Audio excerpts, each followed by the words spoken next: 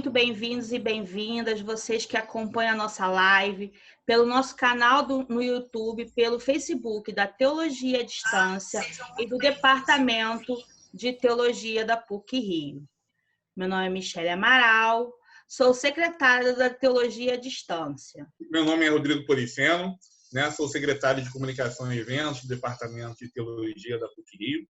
Hoje estaremos mediando a live, tanto eu quanto a Michele. Na live de hoje, teremos como tema a Palavra de Deus na liturgia da Igreja. O nosso convidado falará sobre a Sacrosanto Concílio número 7 e as formas da presença de Cristo na liturgia, dando destaque para a Palavra de Deus, e também ele irá abordar alguns aspectos bem práticos que envolvem a liturgia, como a importância do ambão, a importância do leitor, do livro litúrgico, entre outros aspectos da liturgia. Para a nossa conversa, teremos como convidado o padre Fábio da Silveira Siqueira, doutor em Teologia Bíblica pela PUC-Rio e professor da Sagrada Escritura na PUC-Rio. Obrigado, professor Fábio, por ter aceito o nosso convite. Fique à vontade. Obrigado, Michele. Obrigado, Rodrigo.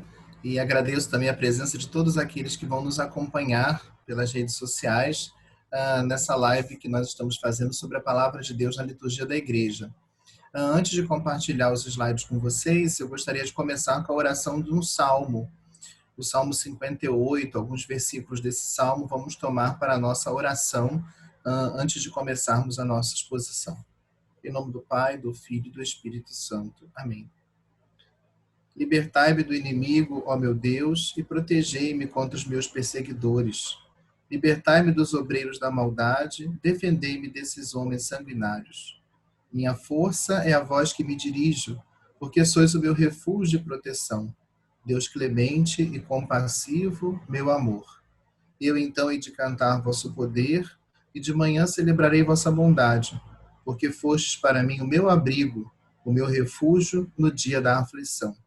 Minha força, cantarei vossos louvores, porque sois o meu refúgio e proteção. Deus clemente e compassivo, meu amor. Glória ao Pai, ao Filho e ao Espírito Santo, como era no princípio, agora e sempre. Amém. Em nome do Pai, do Filho e do Espírito Santo. Amém.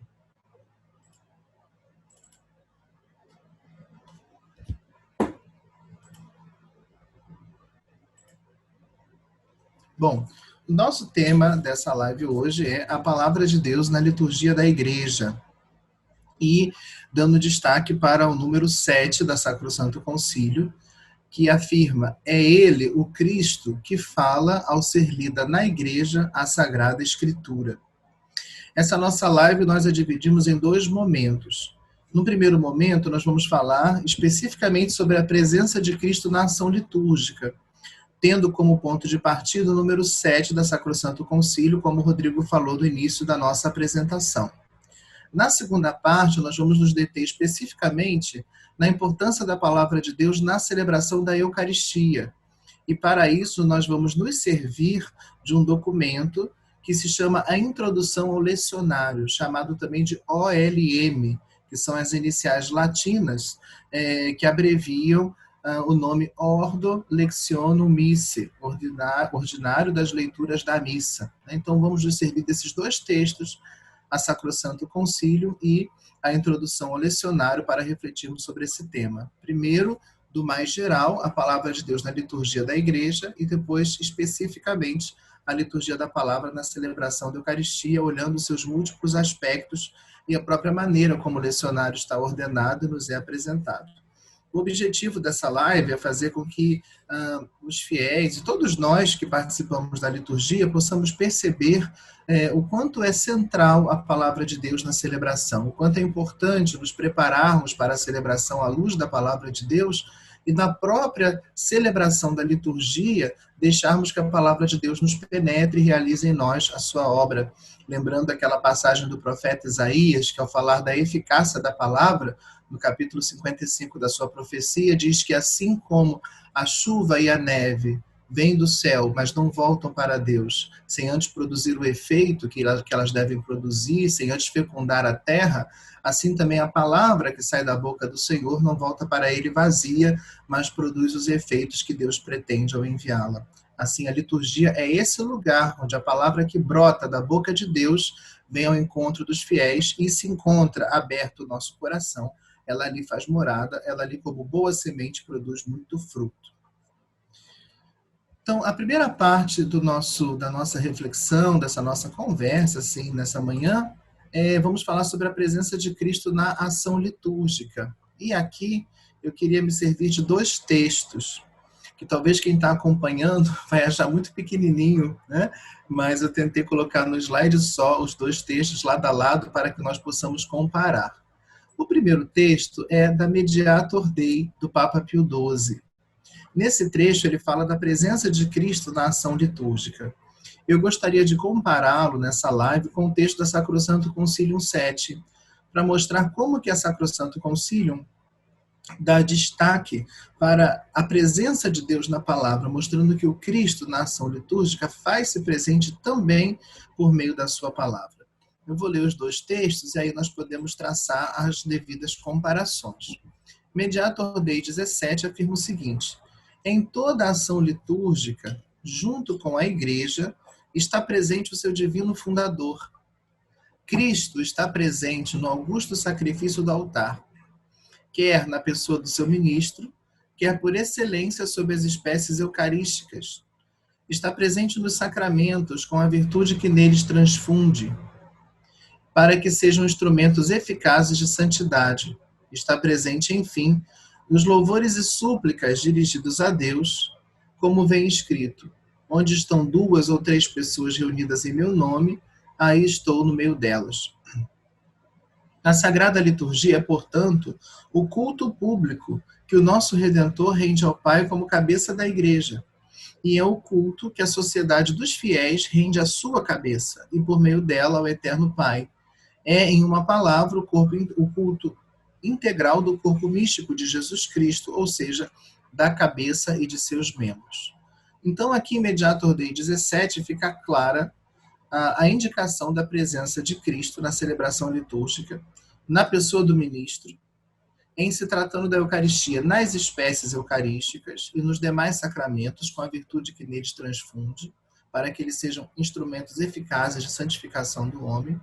Está presente na Assembleia, nos louvores e súplicas que essa dirige a Deus, cumprindo a palavra do Evangelho de Mateus, onde estão 2 ou 3 pessoas reunidas em meu nome, aí estou no meio delas, né?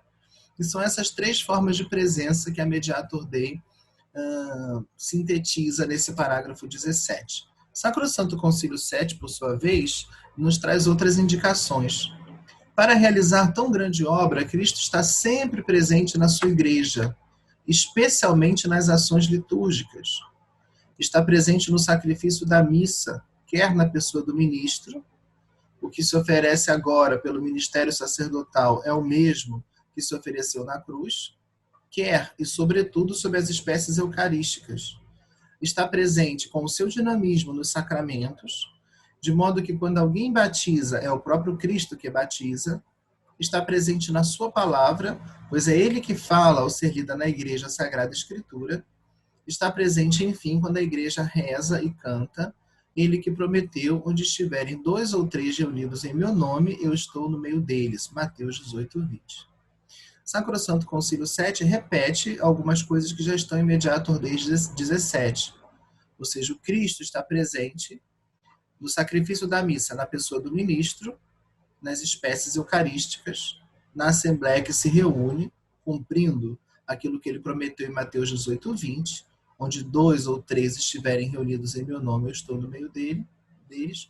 Está presente também nos demais sacramentos, com o seu dinamismo, de modo que quando alguém batiza, é Cristo quem batiza. Mas Sacrosanto Concílio 7 também afirma: está presente na sua palavra, pois é ele que fala ao ser lida na igreja a Sagrada Escritura. Com isso, o Sacrosanto Concílio traz à luz aquilo que é a herança da igreja desde os primeiros séculos: o reconhecimento de que na celebração litúrgica, Cristo faz-se presente não só através da sua força, que chega até nós por meio dos sacramentos, que, como diz o catecismo, são como forças que saem do corpo de Cristo, que é a igreja. Está presente, em se tratando da celebração eucarística, não só no ministro, nas espécies consagradas e na assembleia, mas está presente na sua palavra. Quando a Escritura é proclamada na liturgia, é o próprio Cristo que dirige aquela assembleia reunida em oração à sua palavra. E aqui eu queria trazer um texto de um teólogo, liturgista e bispo, Dom Julián Lopes Martín. Ele tem uma citação muito interessante, numa obra que ele escreve sobre a liturgia, onde, falando do ofício do leitor, né, na igreja nós temos os leitores instituídos, aqueles que recebem, os homens que recebem o ministério do leitor.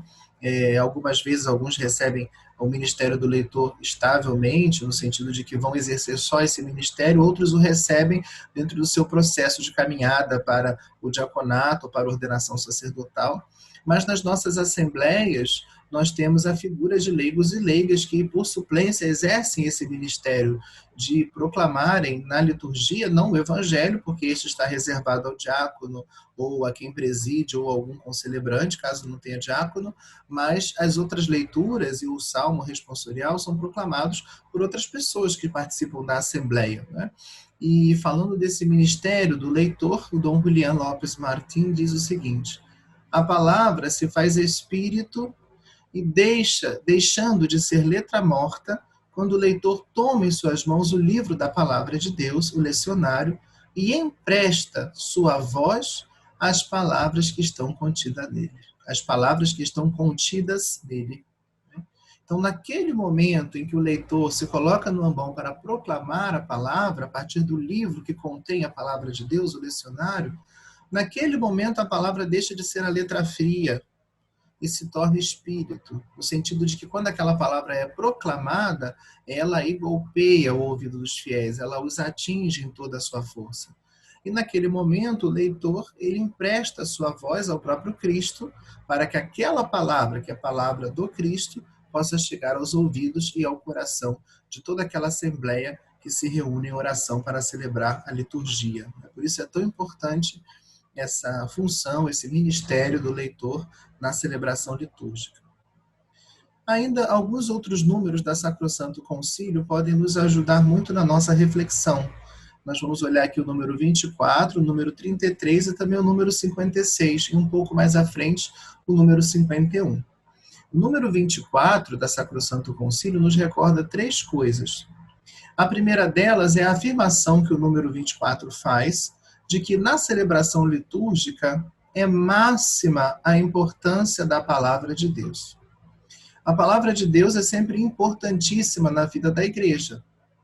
Ela é utilizada na catequese, na oração pessoal dos fiéis, nos grupos de reflexão que temos na nossa pastoral, nas nossas paróquias. Mas na celebração litúrgica, a palavra de Deus tem o seu momento máximo. A expressão latina que o Sacrosanto Concílio 24 utiliza é momentum maximum. Então, a liturgia é o máximo momento da palavra. Em nenhum outro lugar, como na liturgia, a palavra nos atinge em toda a sua força. E isso por quê?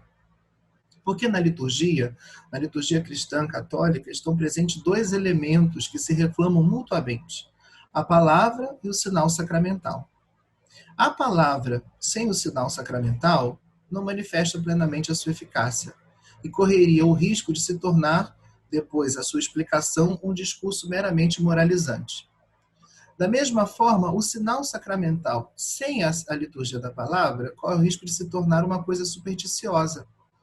Os elementos não compreendidos, os elementos do sinal sacramental não compreendidos à luz da palavra de Deus e do mistério pascal, correm o risco de ser parcialmente compreendidos e de serem utilizados de modo supersticioso, até mesmo mágico, como nós vemos acontecer recorrentemente.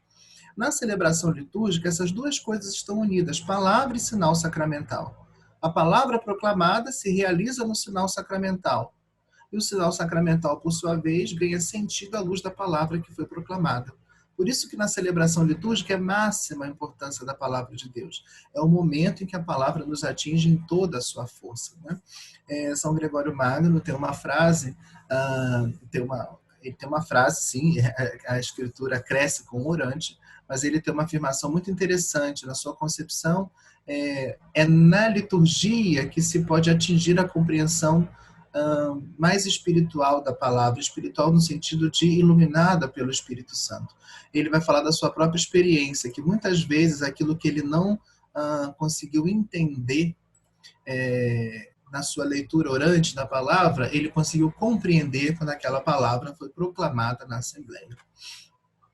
Esse número 24 é de uma riqueza infinita, porque vai puxando a nossa reflexão para outros pontos. Um segundo tópico que eu destaquei aqui é que Sacrosanto Concílio 24 vai afirmar que da sua inspiração, a partir da palavra, inspirados pela palavra, nascem as preces, as orações e os hinos. A liturgia, ela não é só proclamação bíblica, ela tem outros elementos.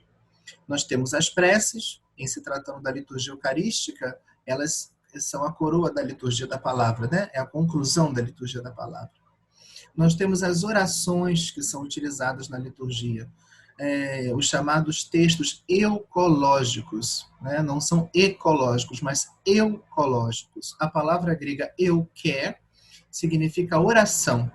Então, eucologia são aqueles textos que existem dentro dos nossos rituais, da instrução geral, do missal romano, do ritual do batismo, ritual do crisma, são aqueles textos de oração fixos que devem ser utilizados na celebração. São chamados de textos eucológicos, por exemplo, a oração eucarística, o prefácio, a bênção da água batismal, são exemplos de eucologias, textos de oração. E os hinos, né? Na liturgia das horas, nós temos os hinos com os quais o ofício divino é aberto. Existem as antífonas, nós normalmente não utilizamos na pastoral, mas para a celebração da Eucaristia, por exemplo, existem as antífonas previstas para a entrada da missa, para o ofertório, para a comunhão. Tudo isso nasce inspirado pela palavra. As preces, a oração da Assembleia, deve ser como que um respiro da palavra. A Assembleia ouve e, a partir daquilo que ouviu da palavra de Deus, é que nasce a sua súplica. Porque nós só sabemos o que pedir quando primeiro Deus nos diz, e nos diz através da sua palavra, aquilo que nós realmente necessitamos. Por isso, uma oração cristã que comece pelas preces é uma oração estranha. É uma oração que não corresponde exatamente àquilo que deve ser a oração cristã. Que a oração cristã é primeiro escuta, e depois de escutar eu sei o que eu devo pedir. Assim, na liturgia da palavra, a palavra proclamada é explicada na homilia, e dessa inspiração nascem as preces, né? As orações, as eucologias que nós temos nos nossos rituais, são também um respiro da palavra. Às vezes nós pegamos um prefácio da missa, uma oração eucarística, é interessante fazer esse exercício, e vamos percebendo que ali nós podemos fazer a conexão daqueles textos com textos dos profetas, com textos do Novo Testamento, do Antigo Testamento, né? Por exemplo, a própria eucologia da água batismal nos recorda a experiência da criação, a experiência do êxodo, né? Toda a imagem da água no Antigo Testamento, a imagem bíblica, vem evocada na eucologia da bênção da água batismal. Os próprios hinos, muitas vezes as antífonas previstas para serem cantadas na missa, são versículos bíblicos ou inspirados no texto da Escritura.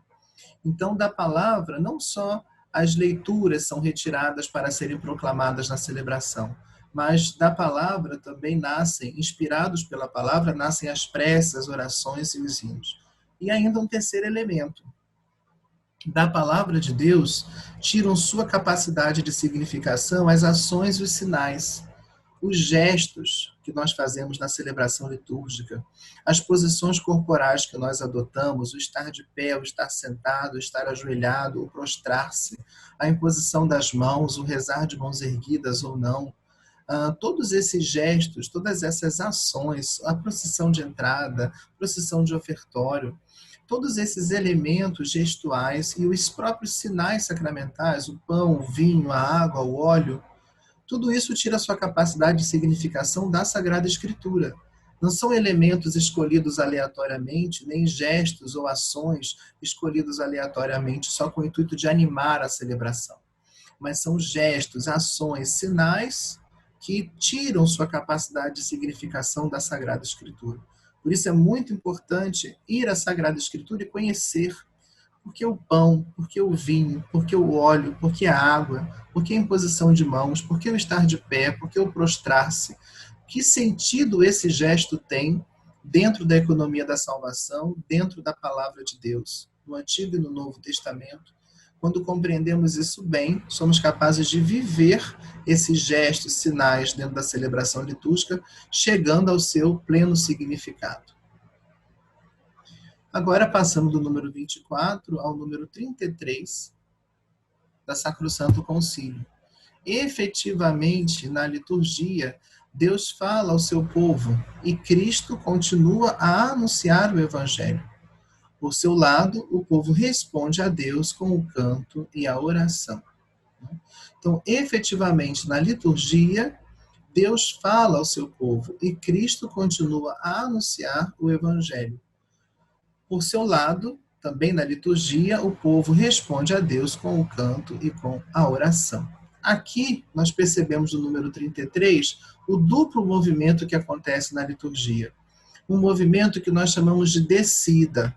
Na linguagem teológica, chamamos de movimento catabático, uma vez que catábase é a palavra grega para descida. Esse movimento de descida se experimenta na liturgia da palavra, porque Deus vem falar conosco. Cristo vem anunciar o Evangelho, então é Deus quem vem ao nosso encontro, é a kenosis divina acontecendo na liturgia da palavra, porque Deus vem para nos dizer, para nos comunicar, para entrar em comunhão conosco através da sua palavra, vem para falar conosco. Mas a liturgia da palavra produz também o movimento seguinte, porque não pode haver a descida sem a subida, a catábase sem a anábase. Esse movimento de subida, nós o chamamos de movimento anabático. Anábase é uma palavra grega que significa subida. Se Deus vem ao nosso encontro, esse vir de Deus ao nosso encontro merece uma resposta. O homem deve responder a Deus, e na liturgia da palavra nós fazemos isso com o canto e a oração. Com o canto do salmo, porque o salmo responsorial é já a primeira resposta que nós damos a Deus, depois de termos ouvido a primeira leitura. E depois, na oração da Assembleia, nós respondemos também a Deus, porque, tendo ouvido aquilo que Deus nos diz, podemos então apresentar a Deus a nossa prece ou a nossa ação de graças. E, em se tratando da liturgia dominical, a nossa profissão de fé é também uma resposta. A profissão de fé é prevista só nos domingos e solenidades, a oração do credo, depois da homilia. A profissão de fé é também parte dessa resposta, desse movimento anabático, porque a profissão de fé é o nosso grande amém, aquilo que nós ouvimos da palavra de Deus, aquilo que acaba de ser proclamado e que nós acolhemos. É o nosso modo de dizer, de fato, isso é firme, de fato, essa realidade é uma realidade na qual eu posso colocar a minha confiança. Né? Lembrando aqui a etimologia da palavra amém. Amém é uma palavra que os autores do Novo Testamento não traduziram, mas conservaram na sua formulação hebraico-aramaica. Amém vem do verbo aman. Aman significa ser firme. E da raiz do verbo aman brotam várias palavras, como emet, que é verdade, emuná, que é fidelidade, e amém. É o reconhecimento, quando eu digo amém a alguma coisa, eu estou reconhecendo que aquela realidade que me é apresentada é firme, é segura, posso colocar nela minha confiança. Né? O Cristo é chamado no Novo Testamento de o Amém. Né? Cristo é o Amém, porque é nele que eu posso verdadeiramente colocar a minha confiança. E Sacrosanto Concílio 56 estão tão intimamente ligadas entre si as duas partes de que se compõe de algum modo a missa, a liturgia da palavra e a liturgia eucarística, que formam um só ato de culto. Então, as duas partes da celebração litúrgica, e aqui especificamente da celebração eucarística, liturgia da palavra e liturgia eucarística, mas lembrando que também nas outras celebrações sacramentais existe sempre uma liturgia da palavra que precede a liturgia sacramental, mas em se tratando da celebração eucarística, estão tão unidas essas duas partes que elas formam um só ato de culto. Então, não existe separação entre as duas mesas. Um só ato de culto, onde o Senhor nos prepara uma dupla mesa. A mesa da sua palavra, onde somos alimentados pelo pão da palavra, porque o Cristo nos recorda na cena da tentação que a palavra de Deus é também um alimento. Quando o diabo diz, transforma essas pedras em pães, o Senhor Jesus, citando Deuteronômio 8:3, responde à tentação do antigo inimigo, dizendo: o homem não vive só de pão, mas de toda a palavra que sai da boca de Deus. Então, a palavra proclamada na liturgia, ela é verdadeiro pão para nós.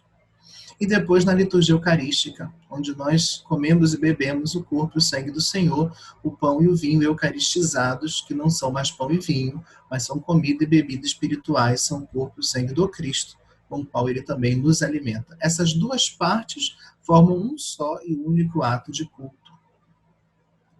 Depois de termos visto o testemunho da Sacrosanto Concílio, eu queria olhar o testemunho dos autores cristãos dos primeiros séculos, dos padres da Igreja, desses que foram grandes formuladores da fé, que colocaram nos seus escritos aquilo que eles haviam recebido, a tradição que eles haviam recebido dos seus predecessores e que se conecta com a tradição dos apóstolos, né? O primeiro que eu quero recordar é Santo Agostinho. Santo Agostinho de Hipona vai dizer o seguinte: bebe-se o Cristo tanto no cálice das Escrituras quanto no cálice eucarístico. Usando a metáfora do cálice, Santo Agostinho vai mostrar como Cristo está presente tanto na palavra quanto nas espécies eucarísticas, dizendo: bebe-se o mesmo Cristo nesses dois cálices, tanto no cálice das Escrituras quanto no cálice eucarístico. Depois, uma citação de São Cesário de Arles. São Cesário de Arles também tem uma citação muito bonita que ajuda a perceber essa presença do Cristo também na sua palavra, não somente nas espécies eucarísticas, quando ele afirma: a palavra de Cristo não é menos do que o corpo de Cristo.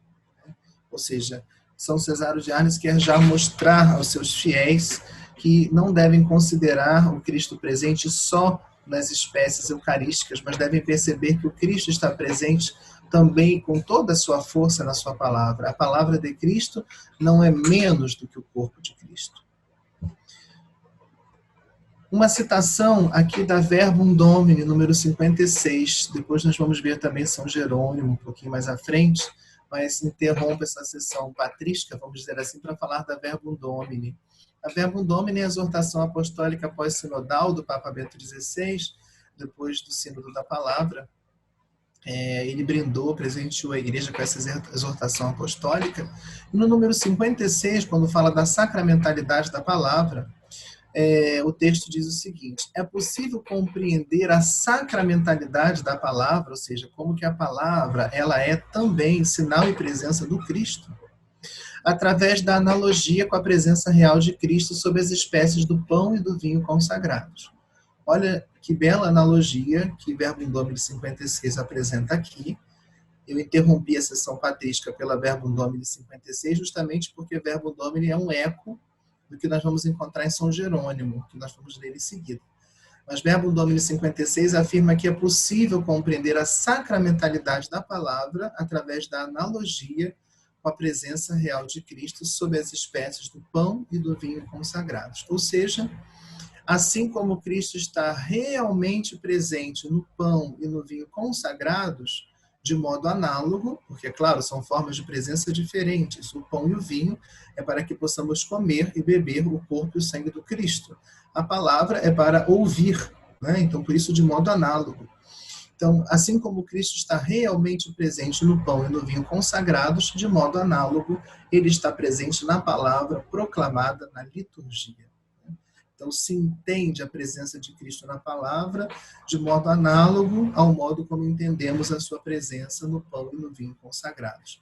Assim como no pão e no vinho consagrados ele está realmente presente, não são só mais pão e vinho, mas corpo e sangue do Senhor, do mesmo modo a palavra proclamada na liturgia é presença, é o próprio Cristo falando, nos dirigindo a sua palavra, e é o próprio Cristo nos atingindo em toda a sua força, porque o Cristo é a palavra.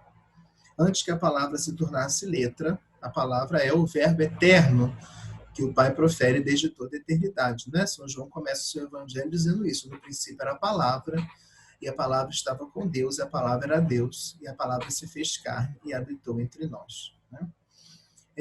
Uma vez eu ouvi um pensamento muito bonito sobre esse Cristo Palavra.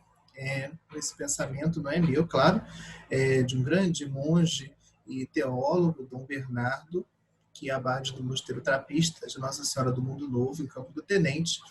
E numa pregação onde eu estava presente, ele dizia, usando essa analogia, a analogia da encarnação, ele dizia: do mesmo modo que o Verbo se fez carne no seio da Virgem, o Verbo se fez de novo, o Verbo encarnado se fez de novo palavra na letra da Escritura, para que, ouvida essa palavra, o Verbo se fizesse carne na nossa vida, né? Eu repeti o pensamento. Do mesmo modo que o Verbo se fez carne no seio da Virgem Maria e tornou-se visível, da mesma maneira o Verbo encarnado de novo se fez palavra na letra da Escritura, para que essa palavra proclamada e acolhida em nosso coração produzisse em nós a graça de gerarmos também na nossa vida o Verbo, ou seja, de nos identificarmos com o Verbo, né? De sermos uma imagem viva do Verbo, do Cristo, né? A escuta constante da palavra tem essa finalidade, fazer com que nós nos assimilemos com o Cristo Palavra, né? Eu me lembro de uma outra citação, agora de uma pessoa próxima a nossa, aqui na nossa Arquidiocese do Rio, Dom Estevão Bittencourt, que foi professor também da PUC-Rio, um grande teólogo, eminente teólogo, e ele dizia que na vida espiritual há 3 estágios a se cumprir. Primeiro, nós devemos ser homens e mulheres de palavra, ou seja, a nossa palavra deve ser fidedigna, devemos ser fiéis àquilo que nós dizemos, a palavra empenhada. Depois ele diz, o segundo estágio é sermos homens e mulheres da palavra, vivermos da palavra de Deus, nos alimentarmos da palavra, na liturgia, na léxio. E depois ele dizia, o grande e último estágio da vida espiritual é nos tornarmos homens e mulheres palavra, homens e mulheres tracinho palavra. Ou seja, de tal forma estaremos impregnados da palavra que a nossa vida, o nosso modo de ser, de agir, vai ser palavra viva. Nós vamos nos tornar o livro no qual a palavra de Deus vai poder ser lida por todos aqueles que veem o nosso modo de agir, de proceder. Bom, depois de Verbum Domini 56, aqui São Jerônimo no comentário ao Salmo 147. São Jerônimo no comentário ao Salmo 47 deixa bem claro isso que a gente acabou de ver em Verbum Domini 56. Verbum Domini 56 fala dessa sacramentalidade da palavra que pode ser compreendida em analogia com a presença do Cristo nas espécies eucarísticas. Aqui São Jerônimo vai fazer uma leitura bastante interessante de João 6, dizendo que ele entende o comer a carne, o beber o sangue do Filho do Homem em analogia com a sua palavra. São Jerônimo diz o seguinte, lemos as Sagradas Escrituras. Eu penso que o Evangelho é o corpo de Cristo. Penso que as Santas Escrituras são o seu ensinamento. E quando ele fala em comer a minha carne e beber o meu sangue, João 6,53, embora estas palavras se possam entender do mistério eucarístico, todavia também a palavra da Escritura, o ensinamento de Deus, é verdadeiramente o corpo de Cristo e o seu sangue.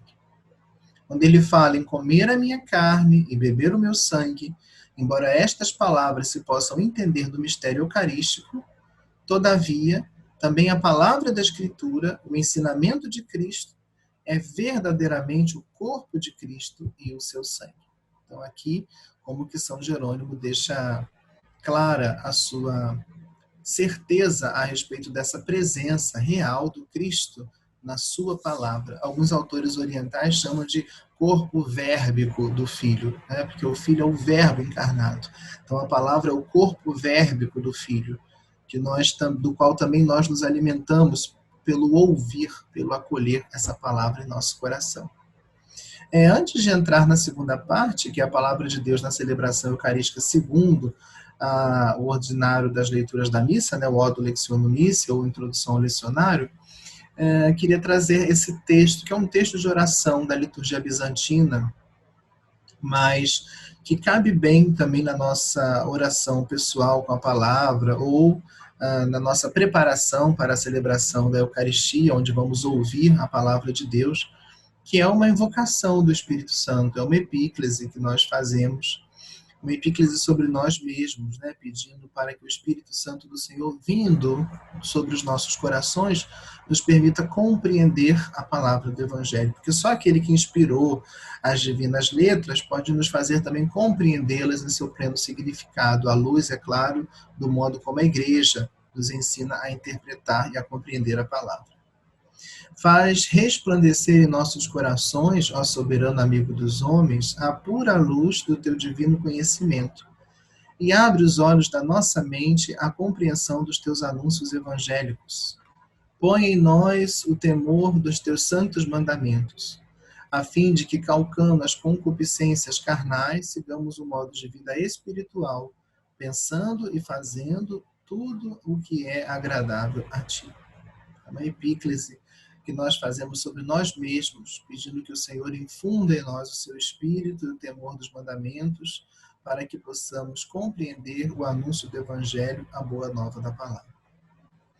E assim nós entramos na segunda parte do nosso estudo, a celebração da palavra de Deus, na celebração da Eucaristia, segundo a introdução do elenco das leituras da missa, OLM, né?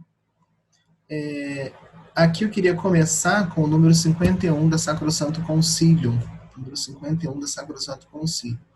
Prepare-se para os fiéis com maior abundância a mesa da palavra de Deus. Abram-se mais largamente os tesouros da Bíblia, de modo que dentro de um período de tempo estabelecido sejam lidas ao povo as partes mais importantes da Sagrada Escritura. Então, foi desejo do concílio, dos padres conciliares, isso aqui está claramente expresso nesse número 51 da Sacrosanto Concílio, foi desejo dos padres conciliares que a mesa da palavra de Deus fosse preparada com maior abundância, que mais textos da Sagrada Escritura fossem lidos e que para isso se organizasse a leitura da Escritura na liturgia, e particularmente na liturgia eucarística, que é a celebração litúrgica da qual o nosso povo participa com muito mais frequência, se organizasse um lecionário de modo que dentro de um período de tempo estabelecido fossem lidas as partes mais importantes da Sagrada Escritura. Esse foi o desejo dos padres reunidos no concílio, aparece aí no Sacrosanto Concílio número 51. Nasce assim o lecionário e a Ordo Lectionum Missae. Todo livro litúrgico é precedido por uma introdução, que nós chamamos em latim de pré-notanda, ou seja, as coisas que são previamente anotadas ou que são previamente indicadas. Essas introduções dos livros litúrgicos, a Instrução Geral do Missal Romano, a OLN, que é a abreviação de Ordo Lectionum Missae, ou em português, Introdução ao Lecionário da Missa, a introdução ao ritual do batismo, a instrução geral sobre a liturgia das horas, essas introduções dos livros litúrgicos, elas são muito importantes. Cada livro litúrgico foi feito na Reforma Conciliar e depois acompanhado por uma dessas introduções que explica, em primeiro lugar, a teologia daquele sacramento. Depois explica a celebração, as várias funções, os vários ministérios, o sentido de cada uma das partes da celebração. Então, elas são uma fonte riquíssima para compreendermos a liturgia que nós celebramos. Por isso é muito importante que o fiel leia a instrução geral sobre o missal romano, leia a introdução ao lecionário, leia a instrução geral sobre a liturgia das horas, leia a introdução ao ritual do batismo e assim por diante. Isso faz com que se compreenda melhor a liturgia que se celebra, né? É muito importante que todos, não só os ministros, mas que todos que participam da celebração litúrgica compreendam aquilo que estão celebrando para que possam celebrar de modo mais fecundo, mais proveitoso, né? Bom, fim do concílio, logo alguns anos depois, em 1969, nós tivemos a primeira edição do Ordo Lectionum Missae, do elenco das leituras da missa, da introdução do lecionário. Passados 10 anos, em 1979, foi promulgada a Neo Vulgata, a nova edição típica latina dos textos da Escritura, do Antigo e do Novo Testamento. E aí foi feita uma segunda edição do Ordo Lectionum Missae, em 1981. É essa que nós temos traduzido para o português, do latim para o português. Foi feita uma segunda edição típica do lecionário e, consequentemente, da introdução a esse lecionário, né? Essa estrutura, esse documento, o Ordo Lectionum Missae, né, o elenco das leituras da missa, o ordinário das leituras da missa, ou introdução ao lecionário, como ele costuma ser chamado, ele está dividido ali em 6 partes. Na primeira parte, nós temos os princípios gerais para a celebração litúrgica da Palavra de Deus. É o primeiro capítulo, mostrando o sentido da Palavra de Deus na celebração litúrgica, como ela é fonte de escuta e também de resposta do povo a esse Deus que fala. Depois, no capítulo 2, a celebração da liturgia da palavra na missa, né? O capítulo 3, os ofícios e ministérios na celebração da liturgia da palavra na missa, como que os ofícios e ministérios estão ali organizados, quem faz o quê na celebração da liturgia da palavra, qual o papel do leitor, qual o papel dos ministros ordenados, qual o papel da assembleia.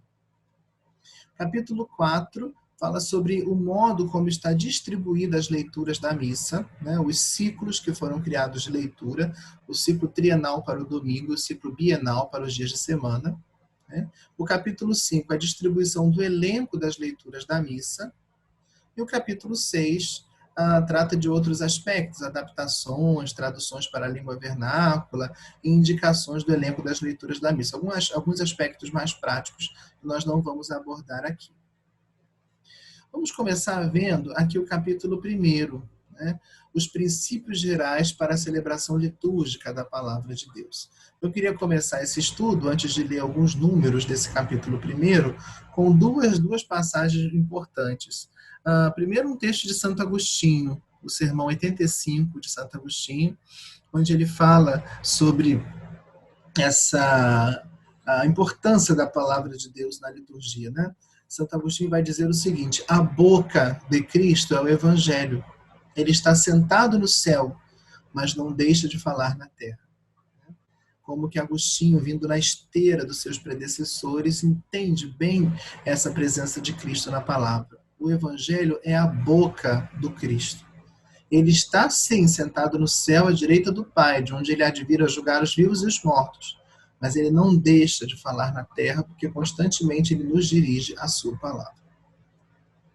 E um outro texto já é bem posterior a Agostinho, é do século XII, é o Pontifical Romano Germânico do século XII. É um texto, os pontificais, os sacramentários, eram livros litúrgicos que reuniam o que deveria ser feito e as orações que deveriam ser ditas numa determinada celebração. Aqui nós temos um pontifical do século XII que diz o seguinte: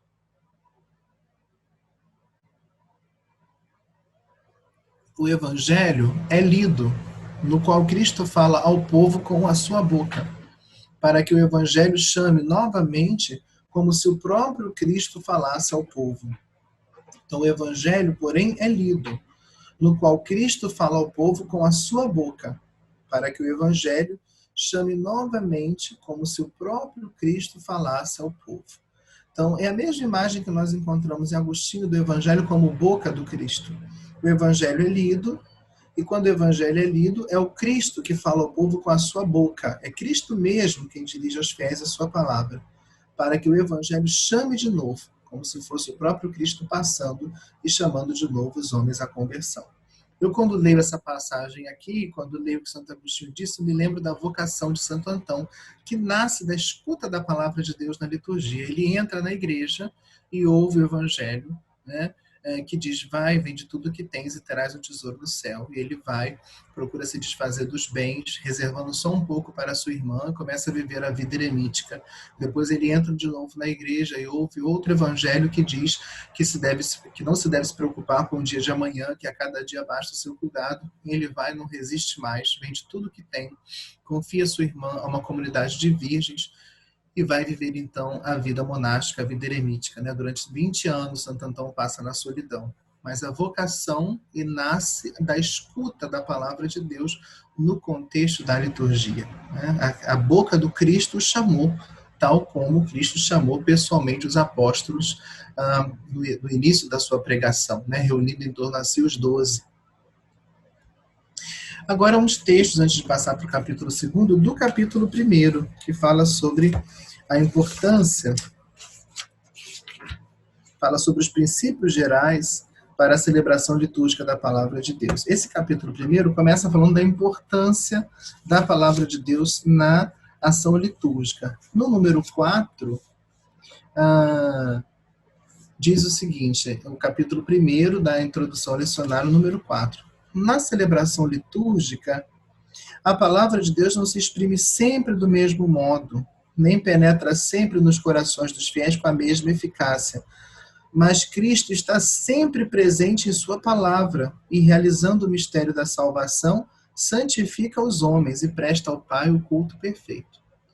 Na celebração litúrgica, a palavra de Deus não se exprime do mesmo modo sempre, porque às vezes é uma palavra que fala de consolação, outras vezes é um chamado à conversão, então a palavra se exprime de modo múltiplo. A penetração da palavra no coração dos fiéis nem sempre é a mesma, não porque a eficácia da palavra seja diminuída, mas porque muitas vezes a abertura de coração do ouvinte não é a mesma. Mas existe uma realidade objetiva aí. Cristo está sempre presente na sua palavra. E ele realiza o mistério da salvação nos santificando e prestando ao Pai o culto perfeito. Então, Cristo está sempre presente na sua palavra, mesmo que aquele que ouve a palavra não esteja tão predisposto assim a acolher bem aquela palavra ou a acolher a total abertura de coração que seria exigida dele, né, para que aquela palavra o penetrasse de maneira mais profunda.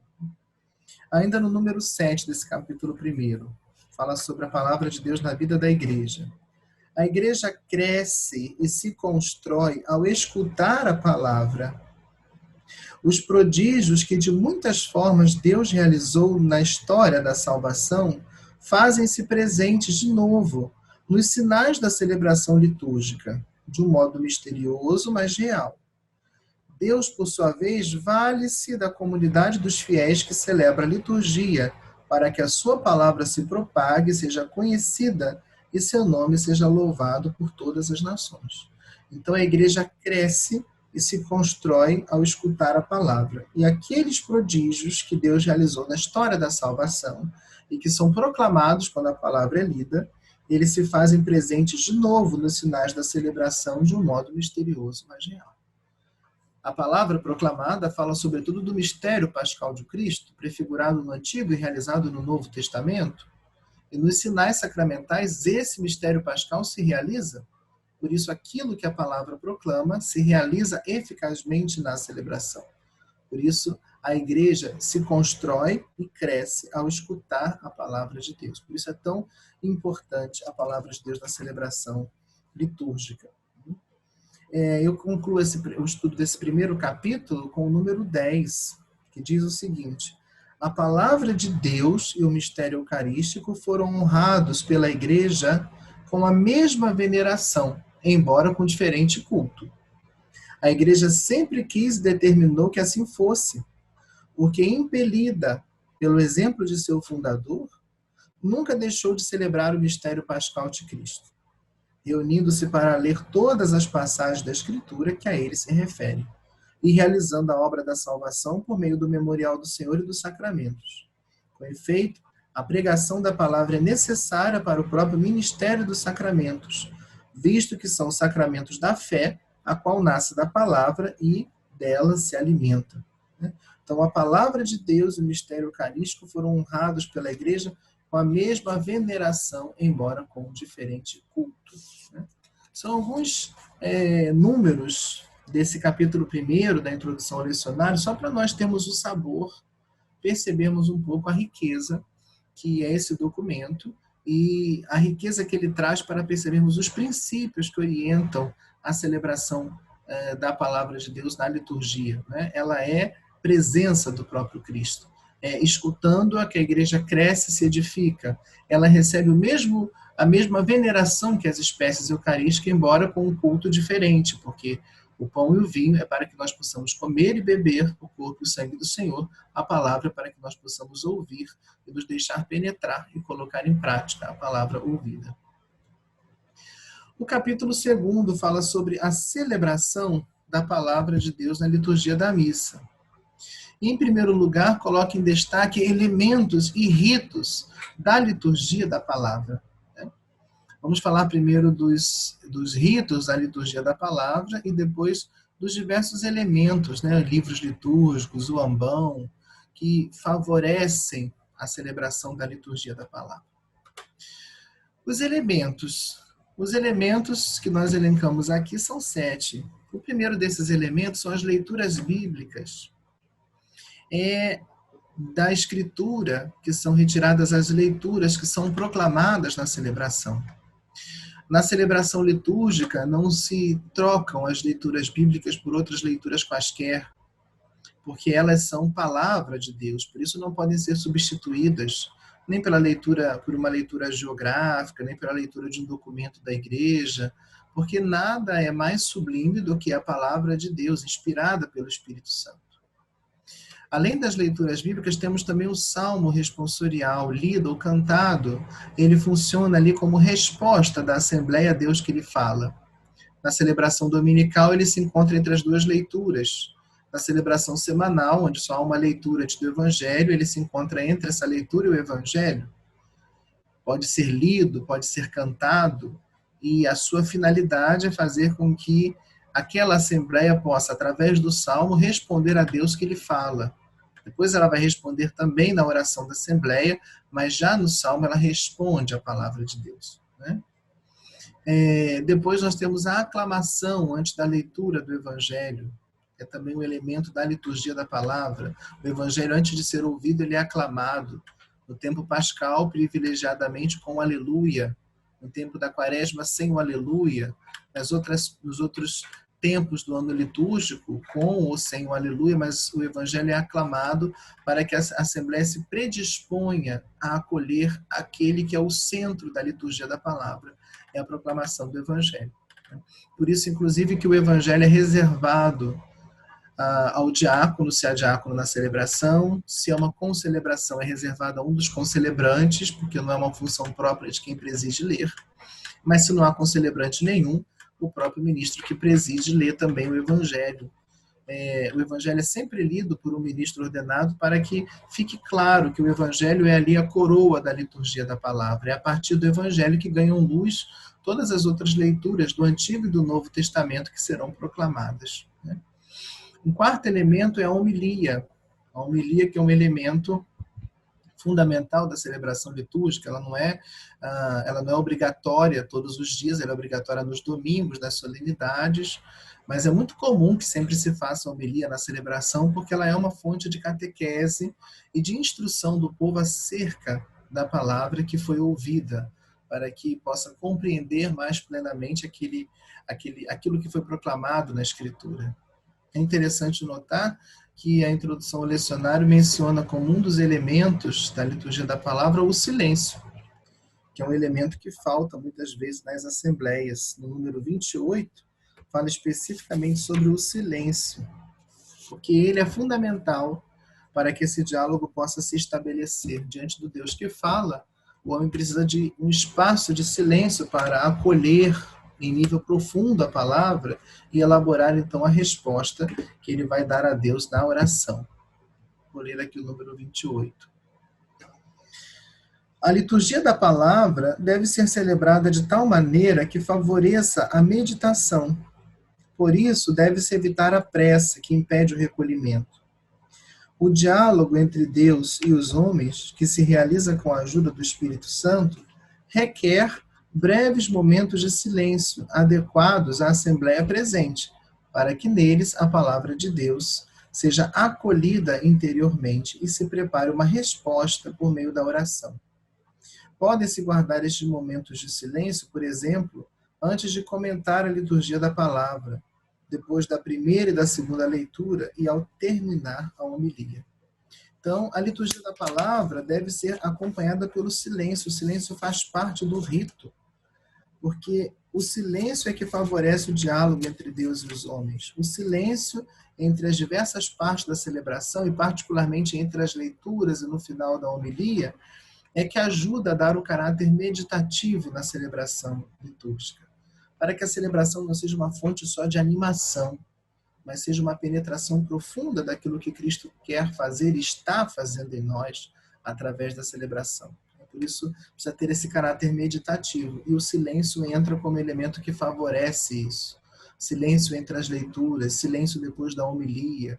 Claro que o silêncio adequado àquela assembleia, não precisa ser um espaço enorme de silêncio, mas um silêncio que também eduque a assembleia a perceber que a liturgia não é um constante falar, cantar ou fazer gestos, mas que a liturgia é um cotejamento de todas essas coisas. Há um momento de falar, um momento de escutar, um momento de simplesmente silenciar, para que a obra de Deus se consolide no coração de cada um que participa da celebração.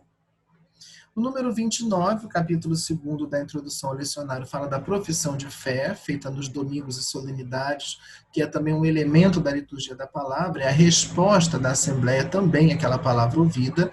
A Assembleia responde pelo salmo, responde pela profissão de fé e responde pelas preces.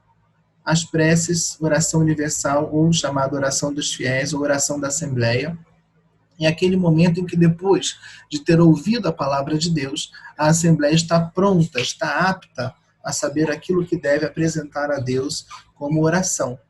Já o Evangelho diz que nós não sabemos pedir como convém.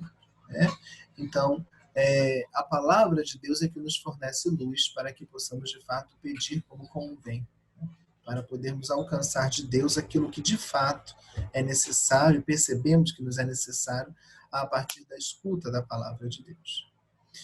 Depois de termos visto esses ritos, vamos agora ver os elementos que favorecem a celebração da liturgia da palavra.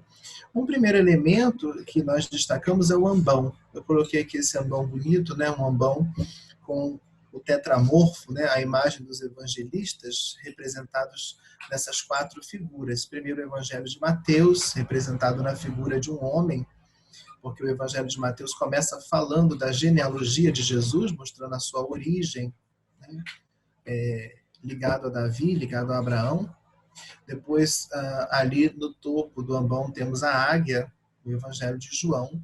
João é chamado o teólogo, ele não traz simplesmente, não repete aquilo que está nos sinóticos, mas traz diálogos, encontros de Jesus com pessoas, os quais ele relata como encontro com a samaritana, com os cegos de nascença, que tem um altíssimo valor simbólico e teológico. Por isso, João é representado pela águia, o animal que voa nas alturas. Depois, abaixo, temos o leão, representando o Evangelho de Marcos, porque Marcos começa colocando o seu Evangelho no deserto, Jesus vindo do deserto e anunciando o reino e chamando os primeiros discípulos. E como o deserto é a morada dos leões, então Marcos é representado pelo leão. E por fim Lucas, o touro, um dos animais que era ofertado no sacrifício. E Lucas começa o seu evangelho mostrando o templo e um sacerdote que está a fazer a oferta do incenso, Zacarias, quando o anjo do Senhor lhe aparece e anuncia que ele será pai de João Batista, o precursor do Messias. Por isso, Lucas está ali representado na figura desse touro. O ambão é o altar da palavra. Nas igrejas dos primeiros séculos, quando o edifício cristão começa a ganhar forma, sobretudo a partir da paz constantiniana, então, quando as igrejas começam a tomar forma, e alguns edifícios basilicais, alguns edifícios públicos são aproveitados são aproveitados para serem transformados em igrejas, começam a surgir igrejas cristãs, o ambão vai ter um lugar de destaque. Algumas delas ele está no centro da igreja. Sem bancos, a assembleia não se senta, mas se reúne em torno do ambão para ouvir a palavra, depois se reúne em torno do altar para estar na segunda parte da celebração, na liturgia eucarística.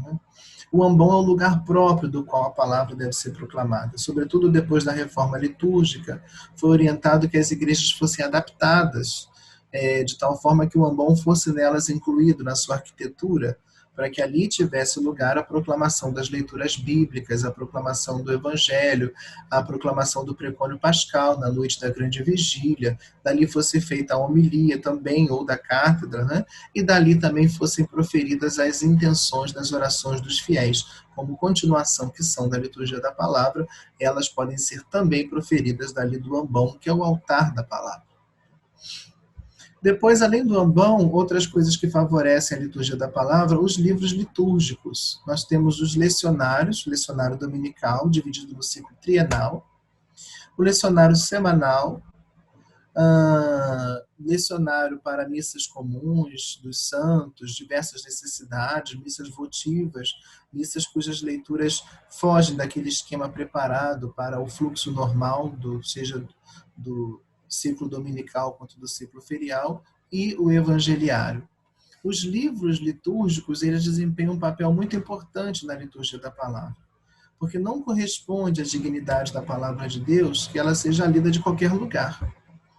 Da mesma maneira que para a liturgia eucarística nós temos os elementos que, de altíssimo valor simbólico, fazem com que a Assembleia perceba o valor e o sentido daquilo que se realiza na celebração eucarística. Então, o altar, o cálice, a patena, a âmbula, todos os elementos apropriados para isso, da mesma maneira, a dignidade da palavra de Deus deve ser manifesta através desses elementos, desses sinais visíveis, o ambão e o livro litúrgico.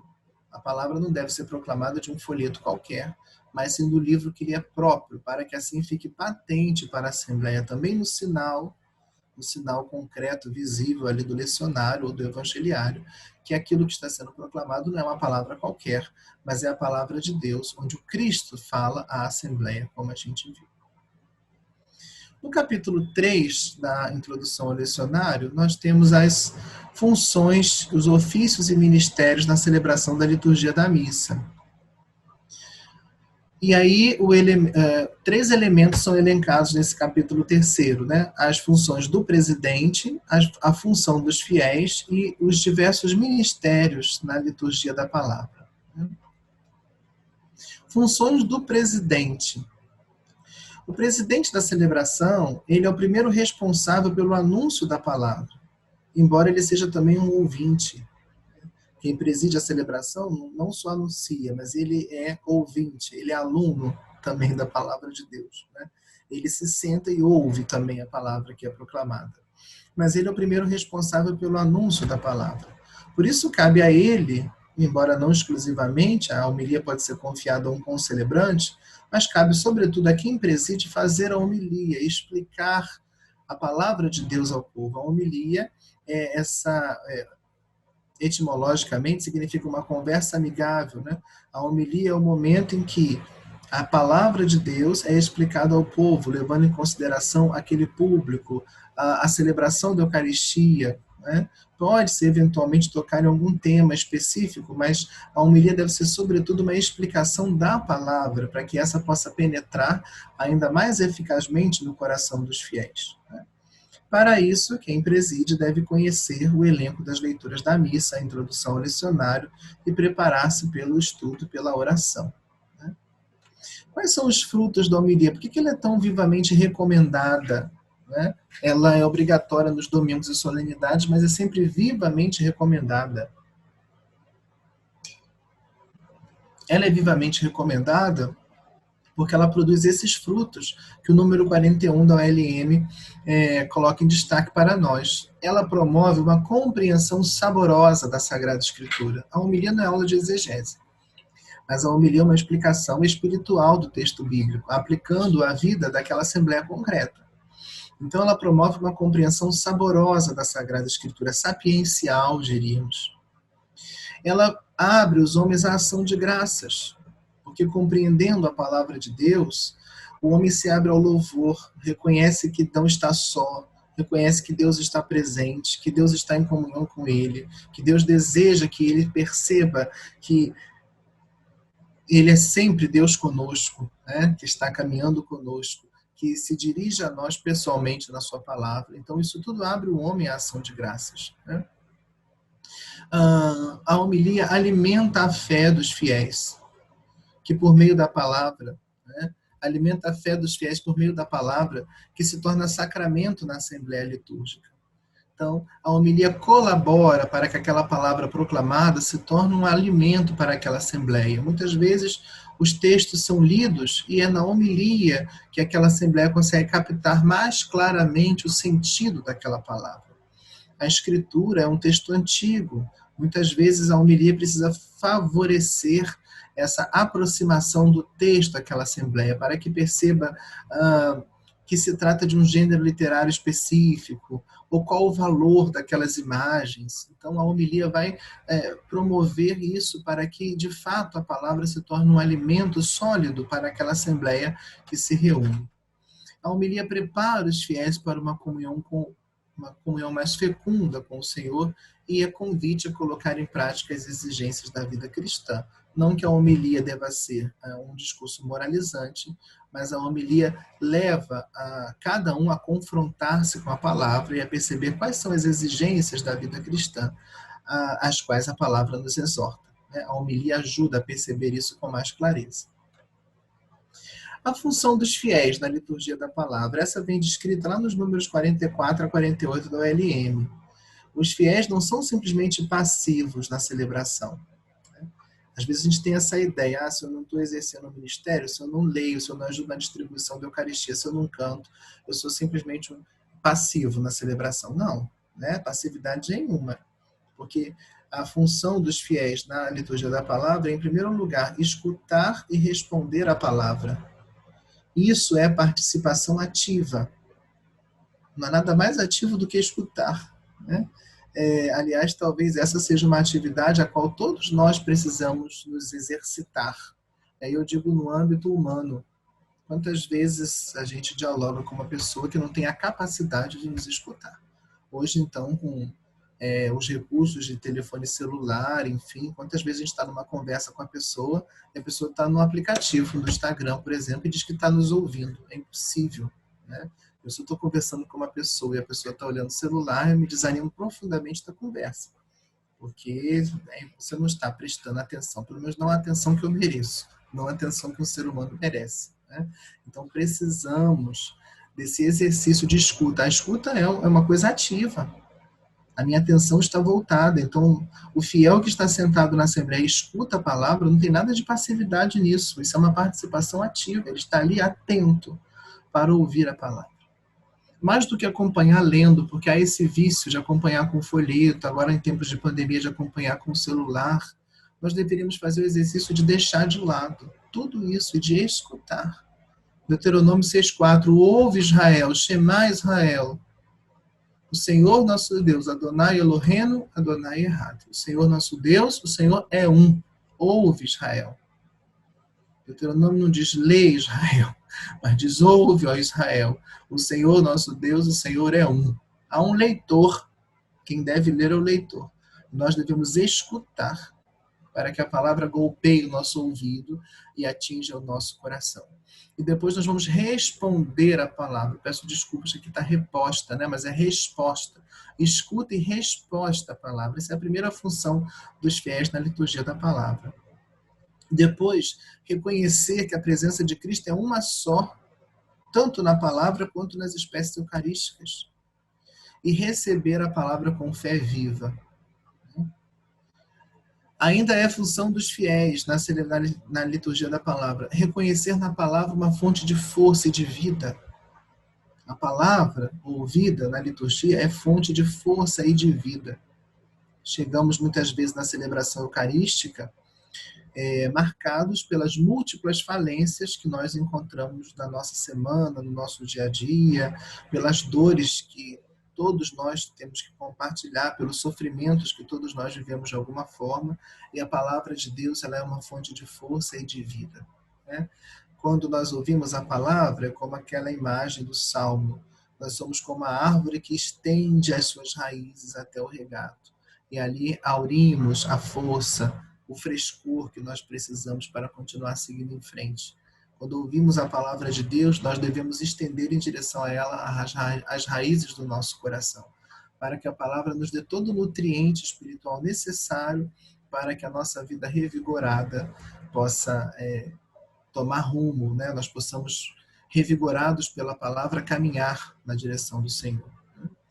Ainda é a função dos fiéis reconhecer a íntima união entre as duas mesas, participando da celebração inteira, não privilegiando uma parte da celebração, mas participando da celebração inteira, porque a celebração é um todo. Desde o em nome do Pai até o Amém, a celebração é um todo, é um conjunto. Né? E ainda é a função dos fiéis procurar adquirir um profundo conhecimento da Sagrada Escritura e a compreensão litúrgica dos textos. Por isso que é tão importante o fiel levar a sério a sua formação bíblico-teológica, para que ele compreenda mais profundamente a Sagrada Escritura em si e depois compreenda como que a Sagrada Escritura ganha novo sentido dentro da proclamação litúrgica. Porque quando as diversas perícopes bíblicas são tiradas de dentro dos livros, trecho de Isaías, trecho de Jeremias, trecho de Oséias, texto de Atos, um trecho do Evangelho, e são reunidas dentro de um novo conjunto na celebração, elas ganham nova luz e novo significado. Eu consigo entender melhor o novo à luz do antigo, eu consigo entender plenamente o antigo à luz do novo. Né? E como isso se realizou na vida da igreja, na segunda leitura contínua no ciclo dominical. Então, o fiel deve adquirir um profundo conhecimento da Sagrada Escritura e a compreensão litúrgica dos textos, para que possa participar com mais fruto da celebração. No terceiro ponto, que são os números 49 a 57, a introdução ao lecionário trata agora especificamente dos ministérios da liturgia da palavra. Já falou da função de quem preside, já falou da assembleia, fala agora dos ministérios, né?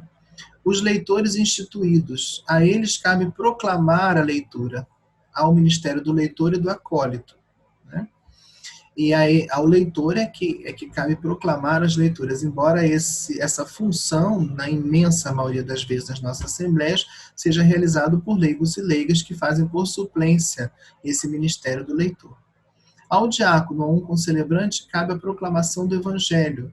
Não havendo diácono nem concelebrantes, o próprio presidente da celebração pode proclamá-lo, né?